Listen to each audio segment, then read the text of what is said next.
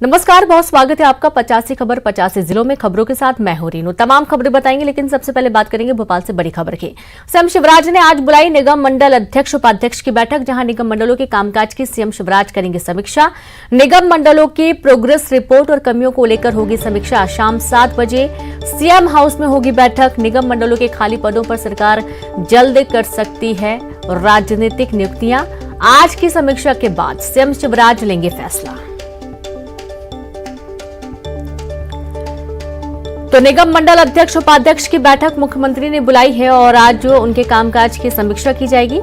निगम मंडलों की progress report और साथ ही कमियों को लेकर आज समीक्षा होगी। शाम 7 बजे सीएम हाउस में ये बैठक बुलाई गई है। तो जल्दी सरकार राजनीतिक नियुक्तियां भी कर सकती है खाली पड़े पदों पर, और आज की समीक्षा के बाद सीएम शिवराज फैसला लेंगे और जल्दी निगम मंडलों के खाली पड़े पदों पर सरकार नियुक्तियां कर सकती है। राजनीतिक नियुक्तियां होंगी। पहले प्रोग्रेस रिपोर्ट ली जाएगी, कमियां देखी जाएंगी, किस तरीके के कार्य हो रहे हैं, कहां पर दिक्कतें आ रही हैं, तमाम बिंदुओं को लेकर मंथन किया जाना है। और चलिए सीधे रुक करेंगे, संवाददाता अनुराग श्रीवास्तव लाइव जुड़ गए। अनुराग, आज निगम मंडल अध्यक्ष और उपाध्यक्ष की बैठक बुलाई गई है, खास उद्देश्य इस बैठक का? देखिए, अभी तक जो जानकारी मिली है उसके तहत मुख्यमंत्री ने शाम को सभी निगम मंडल और बोर्ड के अध्यक्ष और उपाध्यक्षों की बैठक बुलाई है और उसमें इस बात को लेकर चर्चा की जाएगी कि निगम मंडलों की रिपोर्ट कार्ड क्या है, उनके काम करने का तरीका क्या है, उसको लेकर मुख्यमंत्री समीक्षा करेंगे और कहां पर कमियां हैं निगम मंडल के अध्यक्ष उपाध्यक्षों को और कैसे निगम मंडल में प्रभावी तरीके से काम करना है, इसको लेकर भी समीक्षा होगी। और बताया ये भी जा रहा है कि इस समीक्षा बैठक के बाद जो बाकी निगम मंडल हैं जहां पर पद खाली है वहां पर राजनीतिक नियुक्तियों को लेकर भी मुख्यमंत्री फैसला कर सकते हैं। तो विधानसभा चुनाव से पहले सरकार सभी निगम मंडलों में राजनीतिक नियुक्तियां करने की तैयारी में है और उससे पहले मुख्यमंत्री की आज ये समीक्षा बैठक बेहद महत्वपूर्ण होगी। जी बिल्कुल, बहुत शुक्रिया आपका अनुराग जानकारी के लिए। तो ये समीक्षा बैठक वाकई में काफी महत्वपूर्ण होने वाली है और आज राजनीतिक नियुक्तियां कब की जानी है, कैसे की जानी है, ये भी आज तय हो जाना है। इंदौर से बड़ी खबर है, जहां कुत्ते पर हमले में पुलिस ने बड़ी कार्रवाई की है। आईपीसी की धारा 429 और पशु के साथ क्रूरता का मामला दर्ज किया गया। पीपुल्स फॉर एनिमल के अध्यक्ष प्रियांशु जैन की शिकायत पर कार्रवाई हुई। पुलिस आरोपी की तलाश में जुट गई है। तो एक बार फिर से कुत्ते पर हमले की खबर सामने आई, जिस पर पुलिस ने तुरंत एक्शन लिया। आईपीसी की धारा 429 और पशु के साथ क्रूरता का मामला दर्ज किया गया। पीपुल्स फॉर एनिमल के अध्यक्ष प्रियांशु जैन की शिकायत पर कार्रवाई हुई और पुलिस आरोपियों की तलाश में जुट गई है।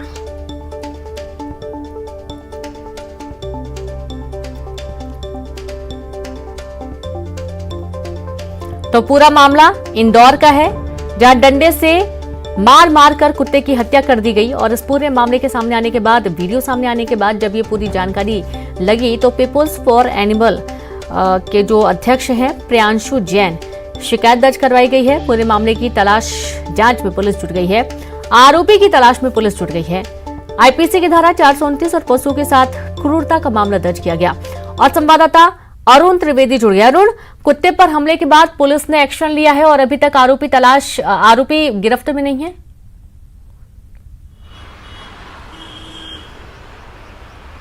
बिल्कुल, देखिए, इंदौर की क्लर्क कॉलोनी का मामला है, जहां एक मूक पशु के साथ क्रूरता की गई और एक श्वान को डंडे से पीट कर मार डाला गया। इसकी सूचना जब पीपुल्स फॉर एनिमल की अध्यक्ष हैं प्रियांशु जैन, उनको दी गई तो वे मौके पर पहुंची और उन्होंने परदेसीपुरा थाने जाकर इसकी एफआईआर दर्ज कराई। हालांकि जो आरोपी है वो अज्ञात है। किसने इसकी डंडे से पीट कर हत्या की है, इसकी जानकारी पुलिस जुटा रही है। आसपास के जो सीसीटीवी कैमरे हैं उनको खंगाला जा रहा है और जल्द ही ऐसा माना जा रहा है कि आरोपी तक पुलिस पहुंच जाएगी। हालांकि पुलिस ने भारतीय दंड संहिता की धारा 429 और पशु क्रूरता निवारण अधिनियम की धारा 11 के तहत मामला दर्ज कर लिया है और पुलिस आरोपी की तलाश कर रही है। बिल्कुल, बहुत शुक्रिया आपका अरुण तमाम जानकारी के लिए। तो आरोपी की तलाश में पुलिस जुट गई। और चलिए सीधे रुक करेंगे, मुख्यमंत्री शिवराज सिंह चौहान क्या कुछ कह रहे हैं, सुनते हैं। विकास के जितने काम उनको अंकित कर रहे हैं। मंडला जिले में ई पुस्तकालय, सामान्य पुस्तकालय और विकास उपवन शुरू हो रहे हैं। राजगढ़ जिले में हितग्राहियों को जन अधिकार पत्र जारी किए जा रहे हैं, जिसमें संबंधित हितग्राहियों को प्राप्त होने वाली योजनाओं के लाभ अंकित हैं। सीहोर जिले में सुरक्षित सीहोर अभियान चल रहा है, जिसके अंतर्गत सभी जो पात्र हैं उनको प्रधानमंत्री जी की बीमा योजनाओं से जोड़ने का काम हो रहा है। श्योपुर जिले के सभी ग्रामों में चीता स्वागत रैली और वनों की रक्षा हेतु कुल्हाड़ी त्यागो अभियान संचालित किया जा रहा है। झाबुआ जिले में जो बच्चे हैं उनका स्वास्थ्य परीक्षण करके यदि पोषण का स्तर कम निकलता है तो उनको पोषण कार्ड दिए जा रहे हैं। इंदौर में ई बुक का निर्माण, रूफ वाटर हार्वेस्टिंग और जन भागीदारी से आंगनबाड़ियों को समृद्ध किया जा रहा है। कहीं अमृत सरोवरों से कलश यात्रा जल संरक्षण का संदेश दे रही है। कई जगह गांव के बुजुर्गों का या गांव की जो प्रतिभाएं होती है, अच्छे खिलाड़ी, मेरिट में आने वाले बच्चे या सेवा का काम करने वाले, उनको सम्मानित करने का काम किया जा रहा है। कुल मिला के विकास यात्रा बहुउद्देशीय हो गई है और अनेकों प्रकार के नवाचार ग्राम पंचायतों में या शहर के वार्ड में किए जा रहे हैं। सफलतापूर्वक ये विकास यात्राएं लगातार एक गांव के बाद एक गांव और वार्डों में लगातार जा रही है और जनता का बहुत जबरदस्त रिस्पांस इन यात्राओं को मिल रहा है। मित्रों, भारतीय जनता पार्टी की सरकार मिशन के लिए होती है। हमारा विजन है हमारे प्रधानमंत्री श्रीमान नरेंद्र मोदी जी का। उनके नेतृत्व में हमारे देश ने अद्भुत और अभूतपूर्व प्रगति की है और उसी मिशन और विजन को ध्यान में रख के विकास यात्राओं के माध्यम से कोई न छूटे, 100% पात्र हितग्राही योजनाओं से लाभान्वित हो जाए और प्रदेश का विकास हो, उस काम में हम लगे हैं। लेकिन कमलनाथ जी ने 1.25 साल कमीशन की सरकार चलाई। वल्लभ भवन में बैठ के केवल कमीशन वसूलने का पाप अगर किया था तो कमलनाथ जी और उनकी सरकार ने किया था, कांग्रेस की सरकार ने किया था। झूठे वादे उजागर करना मेरा धर्म है, क्योंकि वो सरकार ही झूठ की बुनियाद पर खड़ी थी और अब फिर आसमान के तारे तोड़ के ला देंगे। पता नहीं कौन कौन से वादे वचन पत्र में किए जाएंगे। इसलिए जनता को जानने का हक है कि पहले जो वादे किए थे उनका क्या हुआ। अपने वचन पत्र में उन्होंने कहा था मिट्टी एवं बीज परीक्षण की निःशुल्क सुविधा देंगे, सिंचाई के साधनों की अनुदान की राशि बढ़ाई जाएगी। 1.25 साल में ना तो मिट्टी और बीज का परीक्षण निःशुल्क हुआ और ना सिंचाई के साधनों की अनुदान राशि बढ़ाई गई। आपने ये झूठ बोला था, कह के आपने नहीं किया। सर, धन्यवाद। सर, चेहरे को लेकर लड़ाई है।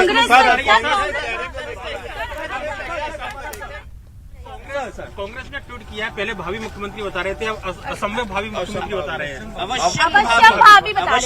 अवश्य तो सीधी तस्वीर आप देख रहे थे भोपाल से, जहां मुख्यमंत्री शिवराज सिंह चौहान मीडिया से बातचीत करे तो उन्होंने कांग्रेस पर भी जमकर निशाना साधा। साथ ही विकास यात्रा को लेकर अच्छा रिस्पांस होने की बात भी कही। अगली बड़ी खबर भोपाल से, जहां पूरे प्रदेश में हड़ताल पर पीडीएस दुकानदार। पिछले 3 दिनों से बंद है राशन की दुकान। राशन बांटने पर मिलने वाले कमीशन को लेकर हड़ताल। बढ़े हुए कमीशन का नहीं मिल रहा लाभ। अप्रैल 2022 में प्रति क्विंटल 90 रुपया किया गया था कमीशन और उसको कम करने की मांग की जा रही है। पिछले 3 दिनों से राशन की दुकानें बंद हैं। राशन बांटने पर मिलने वाले कमीशन को लेकर हड़ताल की जा रही है। तो बढ़े हुए कमीशन का लाभ नहीं मिल पा रहा है। बड़ी खबर है भोपाल से। पूरे प्रदेश में हड़ताल पर पीडीएस दुकानदार। उनका ये कहना है कि अप्रैल 2022 में प्रति क्विंटल 90 रुपया किया गया था कमीशन, जिसके चलते उन्हें दिक्कत है।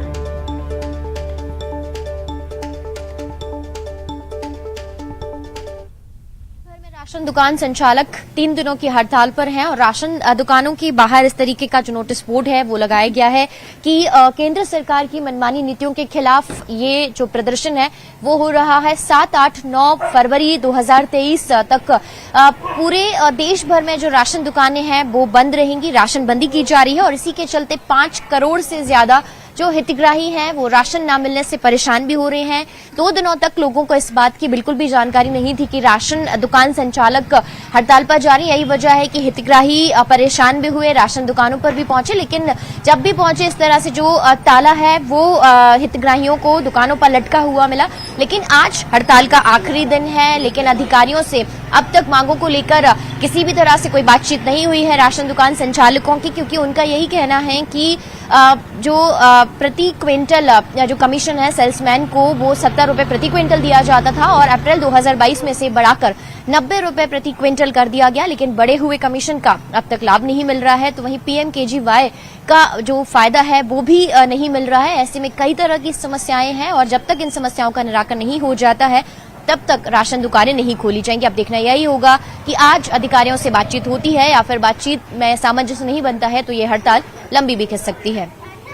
कैमरामैन दीपक कुमार के साथ रंजना दुबे, न्यूज 18 भोपाल। और चलिए सीधे रुक करेंगे, रंजना जुड़ गई हैं। रंजना, 70 रुपए प्रति क्विंटल से बढ़ाकर 90 रुपए किया गया कमीशन और उसके बावजूद लाभ नहीं मिल पा रहा है, कारण क्या है?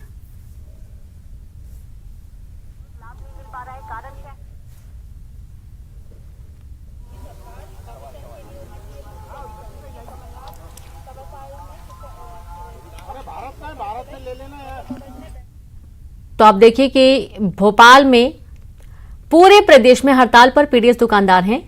पिछले 3 दिनों से राशन की दुकानें बंद हैं और उससे जो राशन लेने जाते हैं उनको काफी दिक्कतें हैं। राशन बांटने पर मिलने वाले कमीशन को लेकर ही हड़ताल की जा रही है। अप्रैल 2022 में प्रति क्विंटल 90 रुपए कमीशन किया गया था, लेकिन इसका लाभ नहीं मिल पा रहा है।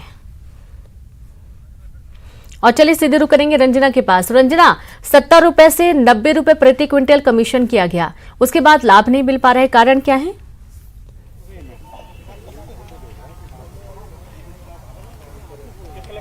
जी रेनू, बिल्कुल जो राशन दुकान संचालक है उनका यही कहना है कि कोरोना काल में उपभोक्ताओं को राशन पहुंचाने के लिए लगातार काम किया था राशन दुकान संचालकों ने, लेकिन जब काम किया उस दौरान भी भुगतान नहीं हुआ है और जो कमीशन बढ़ाया गया था सेल्समैन का 70 से 90 रुपए किया गया है, उस बढ़े हुए कमीशन का भी जो फायदा है वो राशन दुकान संचालकों को नहीं मिल रहा है। दूसरी तरफ ये भी है कि जो बोरे का इस्तेमाल करने की बात है वो भी राशन दुकान संचालकों ने कही है, लेकिन अब तक जो बोरे का इस्तेमाल है वो अनाज संग्रहित करने में नहीं किया जा रहा है। और कुछ इसी तरह की समस्याएं हैं राशन दुकान संचालकों की, जिसको लेकर फेडरेशन का आह्वान था और यही वजह है कि मध्य प्रदेश के साथ पूरे देश भर में राशन दुकान संचालकों ने 3 दिनों तक जो हड़ताल है वो की थी। आज राशन दुकान बंद करने का आखिरी दिन है और फिलहाल जो राशन दुकान संचालक है उनका यही कहना है कि मुख्यमंत्री और मुख्य सचिव स्तर पर तमाम अधिकारियों से बातचीत करने की कोशिश की गई है, लेकिन मांगों को लेकर फिलहाल कोई सहमति बनती हुई नजर नहीं आ रही है। फिलहाल तो यही उम्मीद नजर आ रही है कि कल से राशन दुकानें खुलेंगी और